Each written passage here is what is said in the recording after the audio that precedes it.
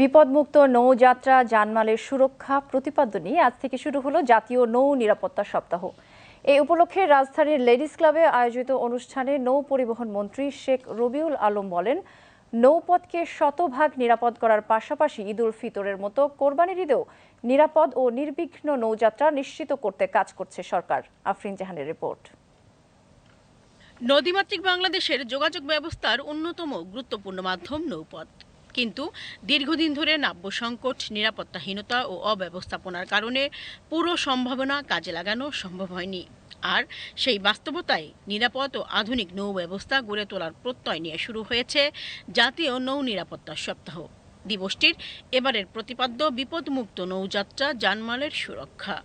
এই উপলক্ষে রাজধানীতে আয়োজিত অনুষ্ঠানে নৌপথে দুর্ঘটনা কমাতে সবাইকে আরও দায়িত্বশীল হওয়ার আহ্বান জানিয়েছেন সংশ্লিষ্টরা। এমনিতেই আমাদের নদীগুলো শুকিয়ে যাচ্ছে, চর পড়ে যাচ্ছে, আবার এমনিতেই এই জায়গাগুলোতে আমাদের সংকুচিত হয়ে আসছে।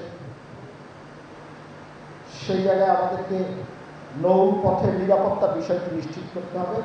পাশাপাশি আমাদের আরও আধুনিক এবং সময়ের সাথে উপযোগী নৌযাত্রা নিয়ে চিন্তা করতে হবে।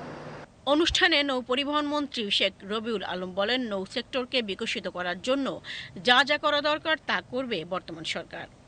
বাংলাদেশের একটা সৌভাগ্য, প্রায় 16,000 কিলোমিটারের মতো নৌপথ আমাদের আছে ন্যাচারালি, কিন্তু দুর্ভাগ্য হচ্ছে আমরা তার সঠিক ব্যবহার করতে পারি না বা জানি না। অর্থাৎ নৌপথের আমরা যদি রাষ্ট্রবান্ধব ব্যবস্থা করতে পারতাম, এটা আমাদের জন্য শুধু সবচেয়ে বড় আশীর্বাদ। এই মুহূর্তে 7,500 কিলোমিটারের মতো আমরা সচল রাখতে পেরেছি। 1200 কিলোমিটারের মতো ড্রেজিং চলে সচল রাখার চেষ্টা হচ্ছে। আরও 4,500 কিলোমিটারের মতো আমাদের সচল রাখার সুযোগ আছে। নৌপথ সচল রাখতে নিয়মিত ড্রেজিংয়ের ওপর গুরুত্ব আরোপ করে তিনি বলেন, নিরাপদ নৌযাত্রা নিশ্চিত করা বর্তমান সরকারের অঙ্গীকার। তিনি বলেন, নৌখাতকে শতভাগ নিরাপদ ও সমৃদ্ধ করতে সরকার কাজ করছে, তবে এজন্য যাত্রী, মালিক ও সংশ্লিষ্ট সবার সহযোগিতা চেয়েছেন শেখ রবিউল আলম। আমরা নিয়মিত আলোচনা করছি, বিচ্যুতিগুলি যেখানে আছে চিহ্নিত করছি, সমাধান করবার জন্য কাজ করছি। নিরাপদ নৌযাত্রা এটা দীর্ঘদিনের দাবি, যে কোনো পরিস্থিতির চেয়ে এখনো অনেক উন্নত হয়েছে। আমরা একেবারে শতভাগ নিরাপদ করতে চাই, এটা আমাদের অঙ্গীকার।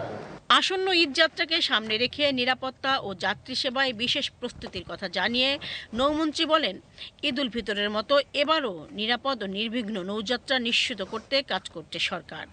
ঈদ যাত্রা এবং পরবর্তীতে সারা বছরের নৌযাত্রা, নৌয়ের নিরাপত্তা, যাত্রীদের নিরাপত্তা, যানের নিরাপত্তা, নৌযান, এটা আমরা যার যার জায়গা থেকে শতভাগ চেষ্টা করে প্রতিষ্ঠিত করব। এটাই হোক আজকের দিনে আমাদের অঙ্গীকার। নৌ পরিবহন অধিদপ্তরের মহাপরিচালক কমোডর মোহাম্মদ শফিউল বারীর সভাপতিত্বে অনুষ্ঠানে নৌসচিব জাকারিয়া সহ সংশ্লিষ্ট মন্ত্রণালয়ের বিভিন্ন সংস্থা প্রধান ও কর্মকর্তারা অংশ নেন। আফরিন জাহান, বিটিভি নিউজ, ঢাকা।